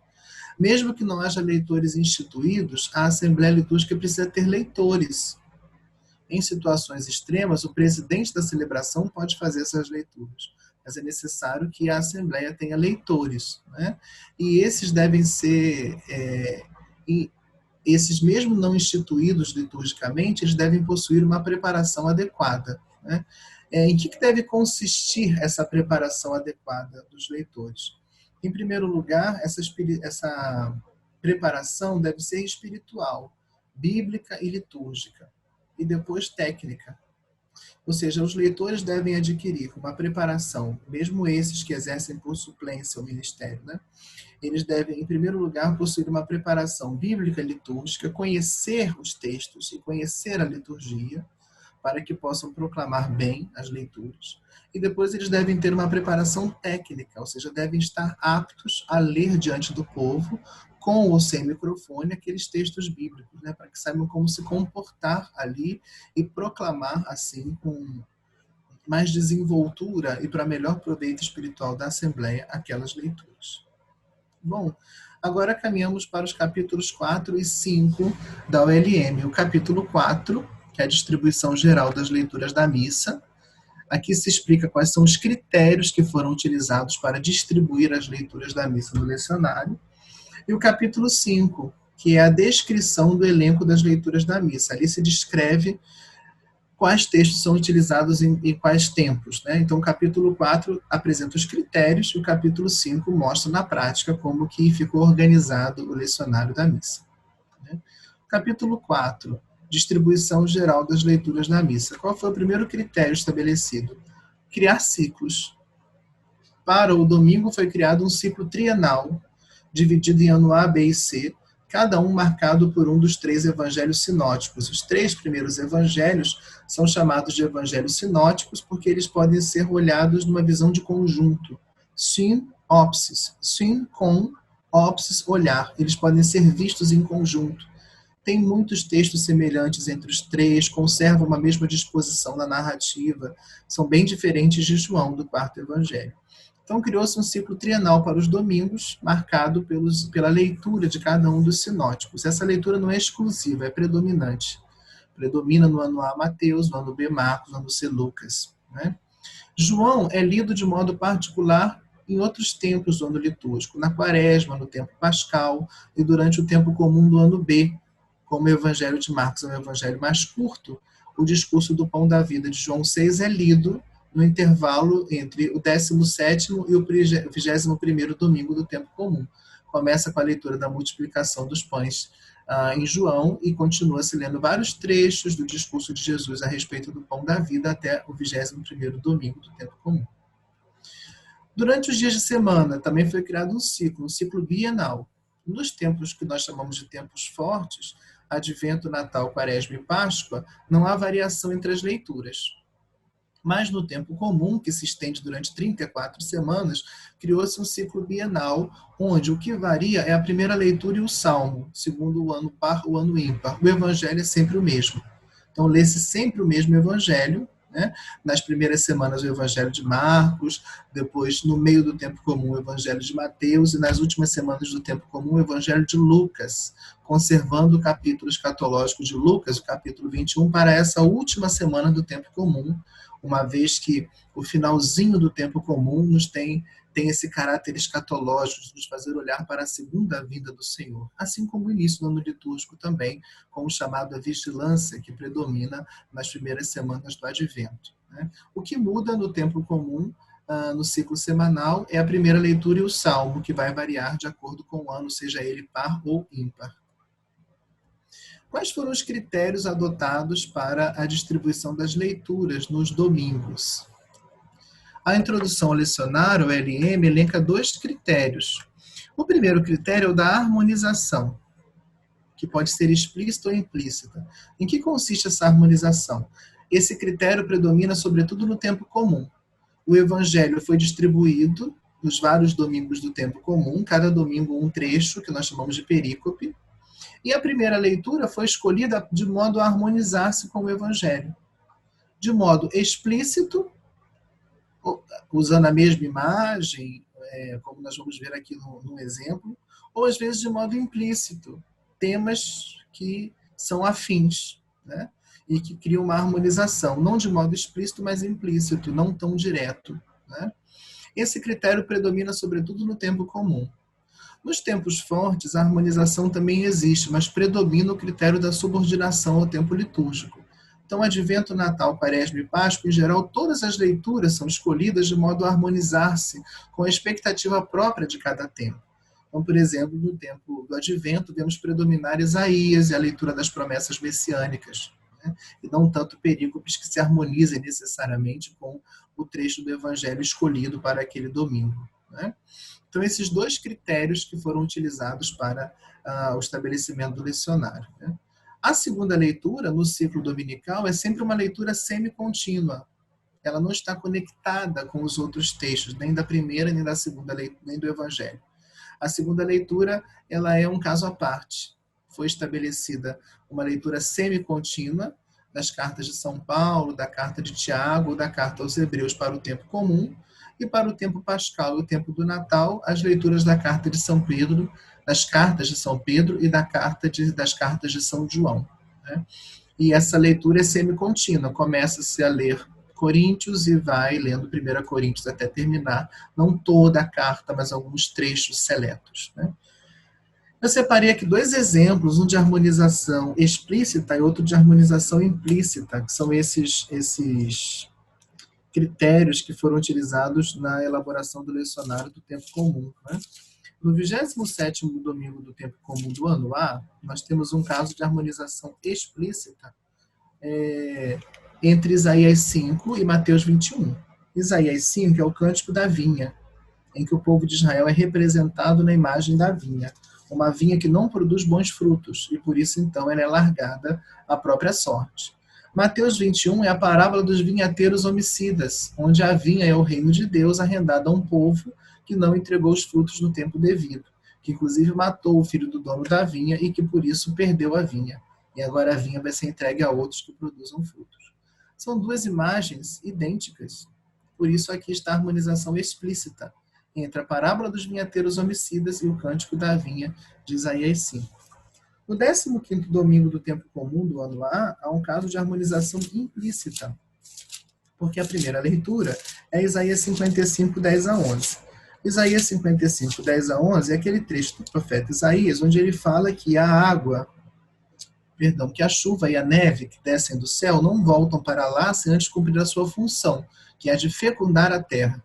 Do mesmo modo, a palavra de Deus não volta para ele vazia, mas produz os efeitos que Deus pretendeu enviá-la. Mateus 13 é a parábola do bom semeador, ou melhor, a parábola do semeador, né? Confundindo aqui, juntando com a parábola do bom samaritano. É a parábola do semeador. O semeador sai para semear a semente e só a que cai numa terra boa que produz fruto, né? É a semente. Depois Jesus explica que a semente é a palavra de Deus. Então, os dois textos, de Isaías 55 e Mateus 13, falam da palavra e da sua eficácia. Mas é uma harmonização implícita porque são imagens diferentes. Mateus está comparando a palavra a uma semente, Isaías está comparando a palavra à chuva e à neve, né? Então, para nós percebermos como que foi elaborado e que riqueza imensa e que cuidado imenso a igreja teve ao elaborar esse lecionário de modo tão harmônico para que nós possamos compreender melhor e aproveitar melhor a palavra de Deus que nos é oferecida, né? Aqui tem outros exemplos que depois vocês podem ver com calma nos slides a respeito do 4º domingo do Advento, na quaresma do ano B, como que as primeiras leituras foram escolhidas atendendo ao segundo critério, a de subordinação ao tema próprio daquele período do ano litúrgico. Vejam que é o período quaresmal, então várias imagens do Antigo Testamento que preparam a Páscoa, a aliança com Noé, sacrifício de Abraão, o decálogo, o exílio, a nova aliança anunciada por Jeremias, né? Bom, são exemplos muitos e variados que nós poderíamos dar. Por conta do nosso tempo, eu quero avançar para o ponto 4, que assim, o ponto 4 finaliza a nossa apresentação. São alguns aspectos práticos que devem ser observados, particularmente pelos leitores. Eu me preocupei de fazer esse ponto 4, porque, sobretudo, são os nossos leigos e leigas que exercem esse ministério de proclamar a palavra de Deus na celebração. Então é interessante olharmos esses aspectos práticos que devem ser observados pelos leitores e como a Lexio Divina, partindo do lecionário da missa, pode ajudar muito na preparação e na vivência posterior daquilo que foi celebrado e acolhido em termos de palavra de Deus na celebração eucarística. Aqui eu estou me servindo de um subsídio do CELAM chamado a Celebração da Eucaristia, um subsídio da década de 80, nos números 26 e 62. O documento começa lembrando isso que a gente já viu, que a palavra proclamada torna o Cristo realmente presente no meio do seu povo. O povo responde ao Cristo que lhe fala com cânticos e orações. E a liturgia da palavra possui então essa estrutura dialógica, Deus e o seu povo. Deus vem ao encontro do seu povo e o povo responde a Deus com a oração. Os leitores devem exercitar-se na arte da comunicação. Não se trata tanto de ler, mas de proclamar a palavra. Não é para dramatizar o texto bíblico, né? Não é para transformar a proclamação numa dramatização do texto, mas os leitores devem exercitar-se na arte de ler para o outro, de maneira que seja um modo de leitura que torne compreensível aquilo que se está lendo, de acordo com o gênero literário, com a entonação necessária para o outro que é ouvinte.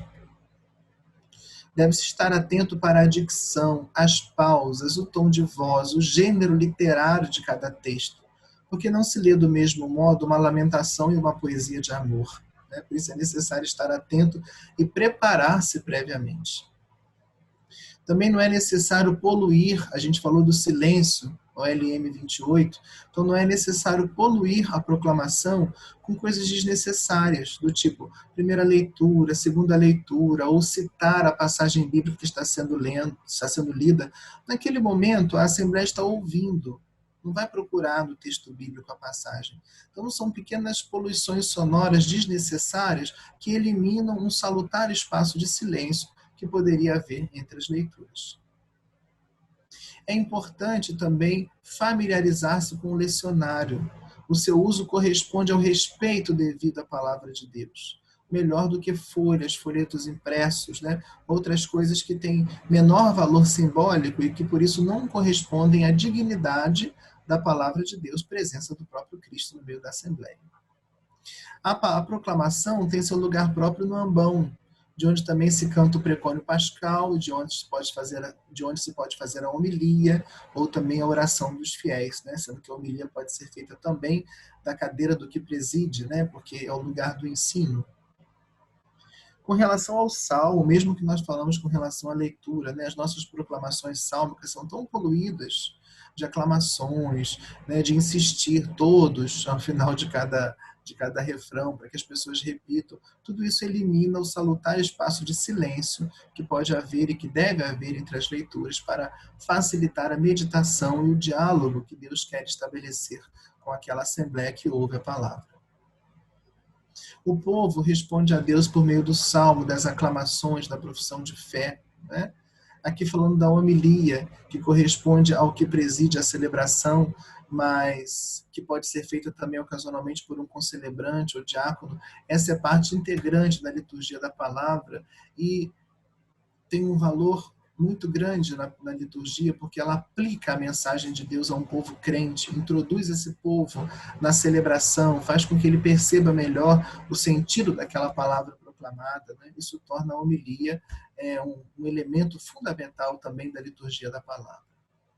Só lembrando que nós já citamos aqui, né, ela é obrigatória em domingos e dias de preceito e recomendada em outras celebrações, né?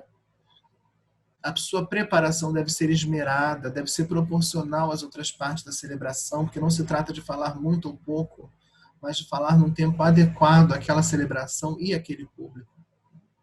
Depois, a profissão de fé prevista nos domingos e solenidades, ela também é uma resposta da palavra de Deus. Tem um valor de tradição, né? Aqui tem um valor de tradição, exprime a unidade da igreja na mesma fé. O símbolo da fé que nós proclamamos juntos no domingo, na solenidade, tem esse valor de nos colocar na esteira da grande tradição da igreja. Ele é um compêndio, um resumo da nossa fé. E quando fazemos juntos essa profissão de fé, estamos dando também nosso amém, nossa resposta à palavra de Deus. Nenhum cântico religioso, por melhor que seja, pode substituir a fórmula da fé assinalada pela igreja, a profissão de fé. Depois, a oração universal, a oração dos fiéis, ou preces da comunidade, né? Ela tem um sentido de fazer com que a comunidade perceba que, como intercessora, ela está ali a exercer o seu sacerdócio batismal. Então, a comunidade, através da oração universal, exerce o seu sacerdócio batismal, fazendo-se intercessora, apresentando a Deus as necessidades de todos aqueles que se reúnem para a celebração e as necessidades da igreja e do mundo como um todo, né? Ela nos educa na oração, porque nos faz perceber que a oração deve brotar da escuta da palavra.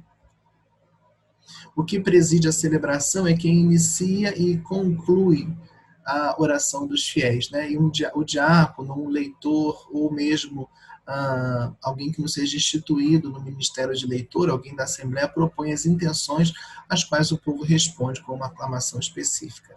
E algo muito importante, a oração dos fiéis não é momento de ação de graças, né?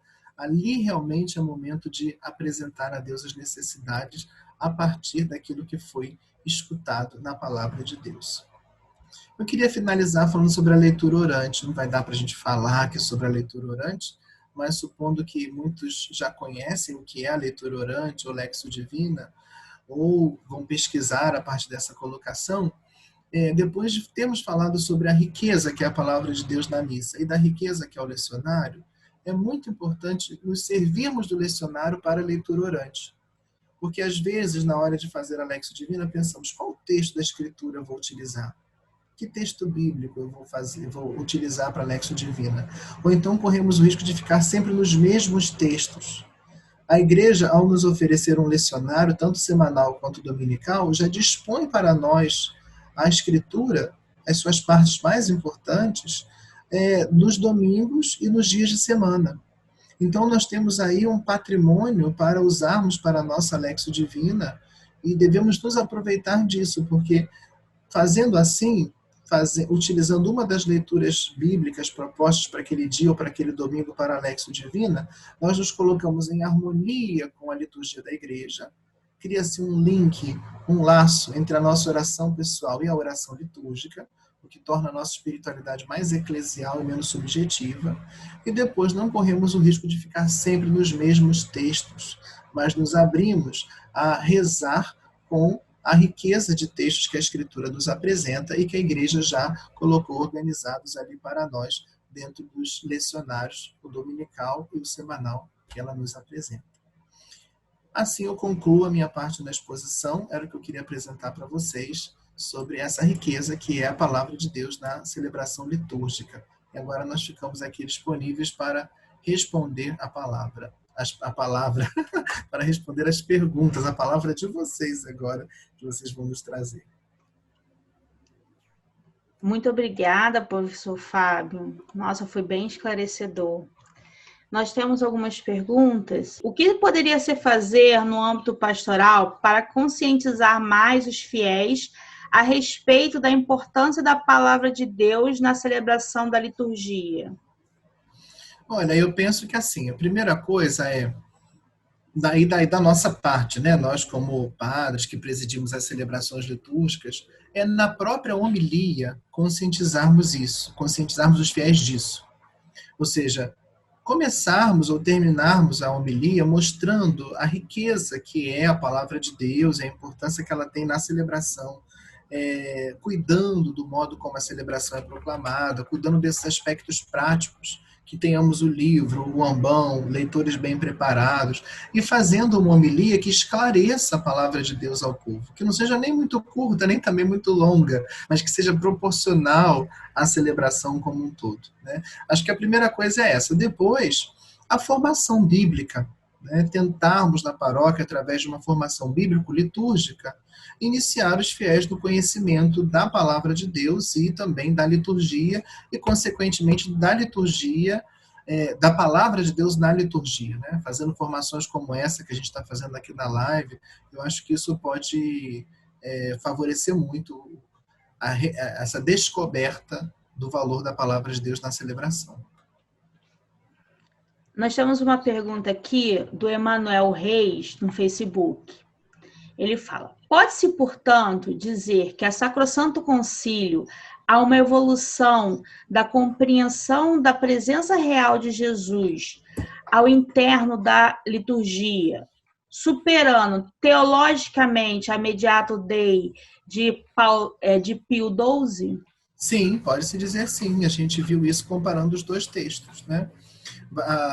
O Vaticano II está na esteira de grandes movimentos, movimento bíblico, patrístico, litúrgico, que procuraram resgatar lá na fonte, né? O Vaticano II foi esse movimento de volta às fontes, procuraram resgatar lá na fonte esses elementos, né? Então a gente vê que o Vaticano II está em harmonia com a compreensão que os padres tinham dessa presença de Cristo por meio da sua palavra. Então há uma evolução na compreensão, sim, da presença de Cristo na liturgia, quando nós comparamos Mediator Dei e Sacrosanto Concílio. Ótimo. A mesma pessoa pergunta: quando a Dei Verbo diz Igreja venerou sempre as divinas escrituras como venera o próprio corpo do Senhor, ela coloca a Sagrada Escritura no mesmo nível que as espécies consagradas? Pode-se adorar a Sagrada Escritura? Vejam, são formas de culto diferentes. A presença de Cristo é a mesma, é o mesmo Cristo presente, quer na palavra, quer nas espécies eucarísticas. Agora, a forma de culto sempre foi diferente. Então, com relação à Eucaristia, a Eucaristia é o corpo e o sangue do Senhor, é alimento, é para comer e beber. Depois surgiu secundariamente a adoração eucarística, mas isso não é original da celebração da Eucaristia, né? A adoração eucarística fora da missa. Isso surge depois. Com relação à palavra, não há um rito de adoração da palavra, mas nós adoramos o Cristo, sim, quando meditamos nas Escrituras, quando utilizamos as Escrituras para o seu louvor, como fazemos na liturgia das horas, né? Mas não há um rito de adoração à palavra semelhante ao rito que a gente tem da adoração eucarística fora da missa. Isso não. Então é a mesma presença, mas formas de culto diferentes. Perfeito. Só um instantinho, deixa eu chegar lá. Altausa de Caxias, ele pergunta: a partir de quando se formalizou a importância litúrgica paroquial e em que se assemelha as pregações e suas simbologias atemporais? Olha, as paróquias vão surgindo paulatinamente já à medida que o cristianismo sai dos grandes centros e começa a atingir também o interior das grandes cidades, vai surgindo já nos primeiros séculos, não exatamente como a gente tem hoje, mas vai surgindo já a ideia da paróquia, ou seja, não há mais só a igreja central com o bispo secundado pelo seu clero, mas a necessidade de que também, nos lugares mais retirados, aconteça a celebração dos sacramentos, e para isso vai para lá um sacerdote, um presbítero que vai presidir esse culto, sempre em união com a celebração que é presidida pelo bispo, né? Porque sempre se reconheceu que a unidade da igreja se manifesta na Eucaristia presidida pelo bispo, secundado pelo seu clero, né? Agora, eu não entendi bem a segunda parte da pergunta, que se assemelha às pregações e suas simbologias atemporais. Vejam, a liturgia é a mesma em qualquer lugar, né? É claro que há determinados ritos ou determinados detalhes de um cerimonial que é previsto quando é o bispo quem preside uma ou outra celebração.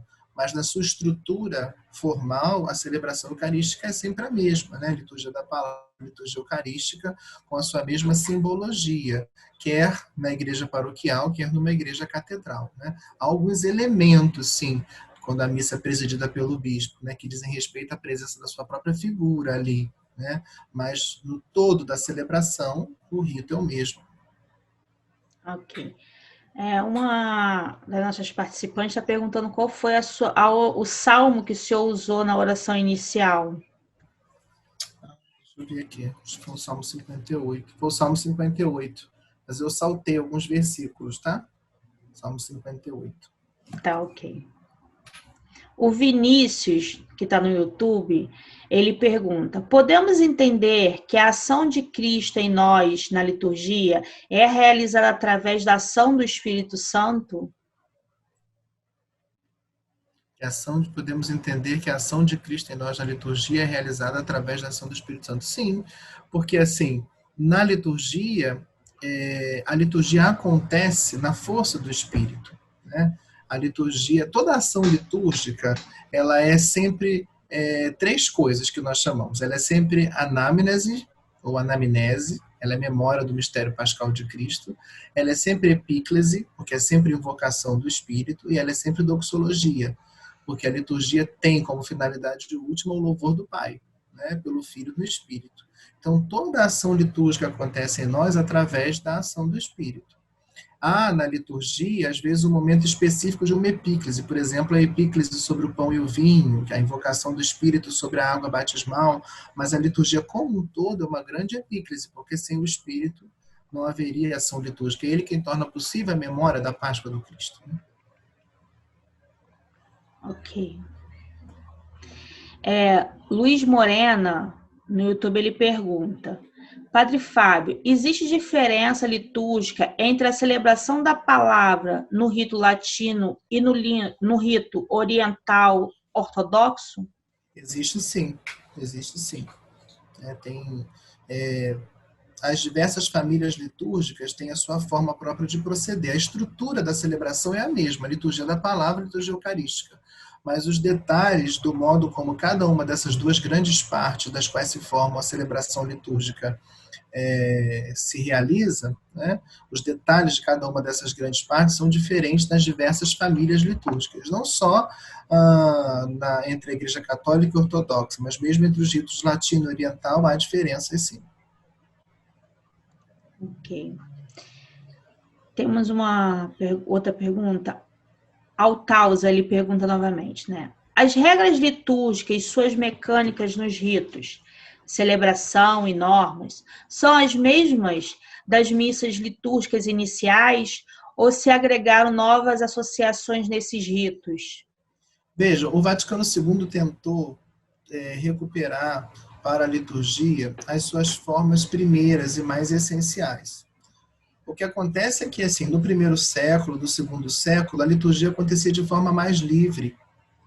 Então, por exemplo, não havia um lecionário, um ordo lectionum missa, por exemplo, né? Então, as próprias eucologias não estavam fixadas, então quem presidia a celebração fazia espontaneamente muitas dessas orações que hoje estão previstas dentro de um rito. Só paulatinamente é que a liturgia foi tomando formas mais fixas, foram surgindo os sacramentários, foram surgindo depois os pontificais, né? Foram surgindo os livros litúrgicos, depois os missais. Aí sim a liturgia foi tomando uma forma mais fixa, com ecologias próprias, com orações e leituras previstas para cada tempo, mas isso foi um processo paulatino, né?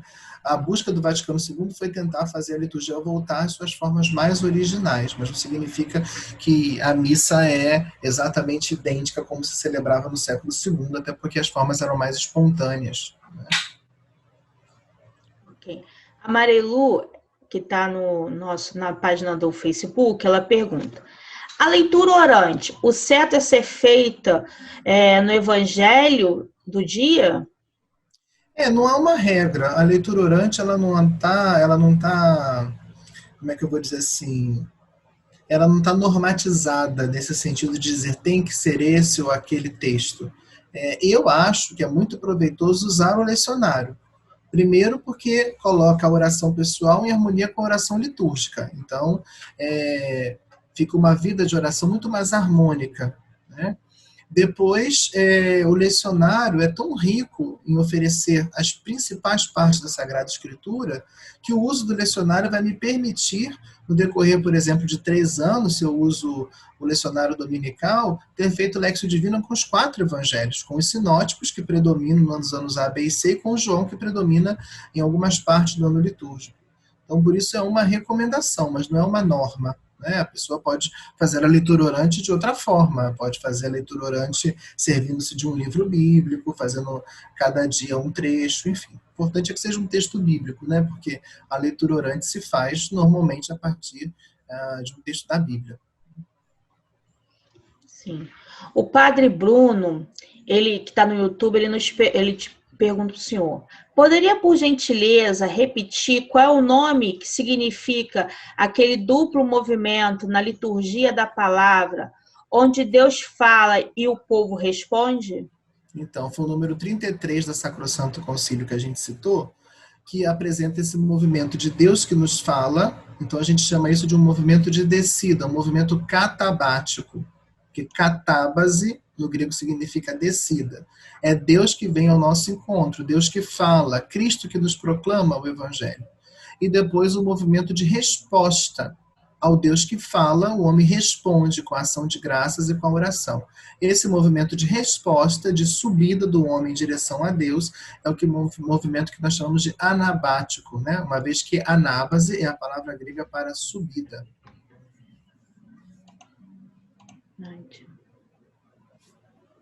Professor, o Júlio César, ele fala: no momento pandêmico, com as missas transmitidas através da internet, a palavra de Deus sofre impactos por conta que os fiéis não estão presencialmente? Não é a mesma coisa. A participação virtual não é a mesma coisa que a participação presencial. Isso é uma situação de exceção, né, em que, para que também não fiquem completamente desprovidos de tudo, os fiéis possam participar, possam ver, assistir, porque ali eles não estão participando, eles estão assistindo realmente, né? Como a gente assiste um programa, enfim, uma coisa televisiva. Então ali é uma suplência para um momento em que não se pode fazer de outra forma, né? Então não é a mesma coisa, né, do que estar presente na Assembleia, reunidos para aquela oração, né? Não é presente, não é a mesma coisa do ponto de vista teológico e litúrgico, e não é a mesma coisa do ponto de vista humano mesmo, porque em casa a pessoa está muito mais distraída ou voltada para outros elementos do que quando ela está propriamente na igreja, voltada para aquilo, para a oração, né? É como as aulas também, né, pela internet. Para muitos não é a mesma coisa, porque não dispõem de um ambiente onde elas possam, com a tranquilidade e com a atenção necessária, estar focadas naquilo que estão estudando. Às vezes estão tendo aula no meio da cozinha, com o liquidificador que liga, com alguém que abre a geladeira, com a panela que pegou fogo, né? Então não é a mesma coisa, né? O nível de atenção, o espaço não é o mesmo, a predisposição não é a mesma, né? E se tratando da celebração da liturgia, não é a mesma coisa, porque uma coisa é participar efetivamente no templo do culto, outra coisa é assistir uma gravação ou mesmo uma transmissão simultânea, né? Então há sim um impacto, infelizmente há, né? Mas os fiéis podem preencher esse tempo, aqueles que ainda não podem ir à celebração, além de assistir, né, à celebração, eles podem preencher isso com formas de oração que eles podem de fato fazer. A liturgia das horas, que o fiel não depende de ir à igreja para rezar, pode rezar em casa. E hoje não precisa nem comprar nada, porque pode rezar a liturgia das horas por aplicativo de celular, pode rezar a liturgia das horas colocando na internet, procurando os textos no site, né? Já está lá pronto. E fazendo a leitura orante da palavra, né? Que aí é algo que realmente ele está não só se colocando diante de uma gravação, mas se colocando pessoalmente numa atitude de oração. Professor, muito obrigada, gente, por ter participado da nossa live. Muitos elogios pela sua forma clara de falar, né? E porque muitas das vezes as pessoas não estudam, né, sobre a liturgia da palavra. Elas vão ali para a missa, mas não prestam nem atenção. Então, o senhor falou de uma forma muito clara. Muito obrigada. E aí a gente espera poder contar com o senhor para outras lives. Com certeza. Já vai olhando na sua agenda. E eu acho muito importante essa união de temas, porque assim, a gente tem que ter cuidado para a gente não fazer na teologia uma especialização tão grande, como acontece na medicina por uma necessidade, mas na teologia a gente deve ter esse cuidado, né? Porque hoje você vai ao médico para ver o joelho esquerdo. Né? Então, assim, existe uma ultra especialização. Então, assim, na teologia, é claro, também um se especializa em teologia moral, outro se especializa em teologia litúrgica, outro em teologia bíblica, mas em algum momento temos que fazer essa síntese, de modo a perceber que a teologia sistemática está implicada na celebração.